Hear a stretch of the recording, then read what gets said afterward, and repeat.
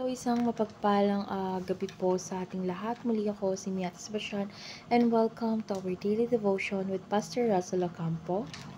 Before I start, I want to greet you a Happy New Year, and this devotion is a new topic for every day. So, first is absolute authority. So, our Bible reading is all about Genesis chapter 1, verse 1. In the beginning, God created the heavens and the earth. So, dito rin is isinaad yung Isaiah chapter 40, verse 8, Isaiah chapter 33, verse 22, Daniel chapter 4:35, and Romans chapter 14 to 11 to 12. So, tungkol saan nga ba tong verse na ito? So, ang verses na ito ay nagpapahayag ng Diyos. Ito ay nagpapahayag ng Diyos bilang ang lumikha na lahat ng bagay, na siya ang pinagmumulan ng lahat ng kapangyarihan at otoridad. So, ang kanyang salita ay nananatiling magpakailanman at walang makakapigil sa kanyang kalooban. So, sa harap ng kanyang walang hanggang otoridad, lahat ng tao ay kinikilalang sumuko sapagkat siya lamang ang may huling hatol sa ating mga buhay. So, dadako tayo sa ating teaching. So, yung first teaching is all people have different authorities in life. So, alam naman natin na ang bawat tao ay may sinusunod na otoridad sa kanilang buhay.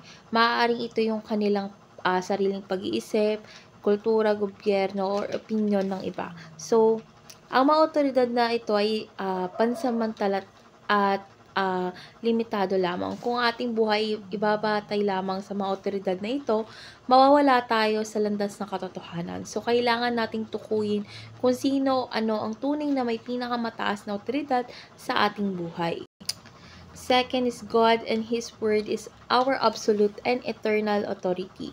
So, ang Diyos natin at ang Kanyang salita or kanyang mga salita ang pinagkakatiwalaang otoridad na hindi nagbabago. So, ang lahat ng kanyang sinasabi ay totoo at ito ang dapat nating sundin. Walang mas mataas na otoridad kaysa sa Diyos. So, ang kanyang salita ay nananatiling magpakailanman. Ayon ito sa Isaiah chapter 40 verse 8. So, kapag kinikilala natin ang Diyos bilang ating ganap na otoridad, tayo ay patnubayan patungo sa tamang pamumuhay. So, last teaching is we shape our lives and decisions. So, based on God's absolute authority. So, kapag kinikilala natin ang Diyos bilang ating ganap na otoridad, ito ay nagbabago sa ating pananaw, ugali at mga desisyon. So, ang bawat aspeto ng ating buhay ay naaayon sa kanyang salita. Sa gantong paraan is nagiging matatag ang ating pundasyon dahil nakasalalay ito sa kanyang perpektong kalooban. Ang kanyang utos ay hindi lamang mga patakaran, kundi isang pagpapahayag ng kanyang pagmamahal at layunin para sa atin. So, ngayon naman is dadako tayo sa ating application. So, yung first application is start this year with a commitment to study God's Word. So, ako bilang Kristyano is sa simula nung taon or pagpasok ng taon is dapat nating gawing layunin ang mas malalim na pag-aaral ng salita ng Diyos. So, dapat tayo maglaan ng oras araw-araw upang magbasa ng Biblia at magbulay-bulay dito. So, sa pamamagitan kasi ng pag-aaral ng kanyang salita is mas nauunawaan natin ang kanyang kalooban para sa ating buhay. So, ang bawat takbang na ating gagawin ay magiging ayon sa kanyang plano. So, gawin itong ugali na maging pundasyon ng taon. So, second, submit all things to God's Supreme Court. So, sa lahat ng ating ginagawa, tanungin natin ang ating sarili kung ito ay naaayon sa kalooban ng Diyos. Kung tayo ay may mga desisyon na gagawin, dapat nating ipagkatiwala ang mga ito sa Kanya. Kasi siya lamang ang ating huwes na may ganap na kaalaman sa lahat ng bagay. So, sa pamamagitan ng pagsuko ng ating buhay at mga plano sa kanyang kapangyarihan is masisiguro nating tayo ay nasa tamang landas.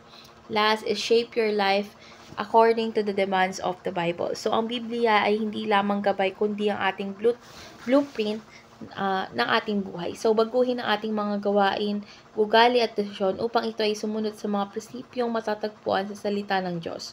So, ang pagsunod sa kanyang utos ay magdadala ng kapayapaan at tagumpay sa ating mga buhay. So, maging tapat sa pamumuhay na nagpapakita ng pagkilala sa Diyos bilang ganap na otoridad.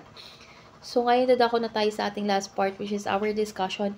And our discussion tackles about what is the absolute authority in your life and why. So, para sa akin, nung panahong hindi ko pa nakikilala si Lord is nagbabatay lang ako or bumibase lang ako sa sarili kong opinion, sa sarili kong desisyon, or kaya mga advice ng ibang tao sa akin. So, dahil dun sa gawain yon is parang sila yung nagkukwento ng buhay ko. Kumbaga, sila yung nagkokontrol ng buhay ko. Kumbaga, wala ako kapag wala sila, wala ako kung hindi sila magdedesisyon, hindi sila mag-a-advise sa akin, wala akong mararating sa buhay. Parang ganun. So, nung nakilala ko si Lord this year, or last year, which is 2024, is lahat yon is nabago. So, dapat hindi ka uma-under sa iba, hindi ka uma-under sa sarili mo, hindi ka uma-under sa boyfriend mo, hindi ka uma-under sa ibang tao. Dapat kay Lord lang. Kasi si Lord, alam niya kasi kung ano yung mga kailangan mo, ano yung mga gusto mo, at kung paano magiging successful yung mga plano mo. So, sa ganung paraan kasi is magkakaroon tayo ng peace of mind na tinatawag. Yun. So, let's pray na po. Lord God, Ikaw ang ganap na may kapangyarihan at otoridad sa aming mga buhay. Lord God, patawarin mo kami kung minsan ay mas pinakikinggan namin ang ibang otoridad kaysa sa iyo. Lord God, turuan mo kaming sumunod sa iyong salita at gawing pundasyon ng iyong kalooban sa bawat aspeto ng aming buhay. Lord God, naway patuloy kang mamayani sa aming mga desisyon at plano sa pangalan ni Jesus. Amen.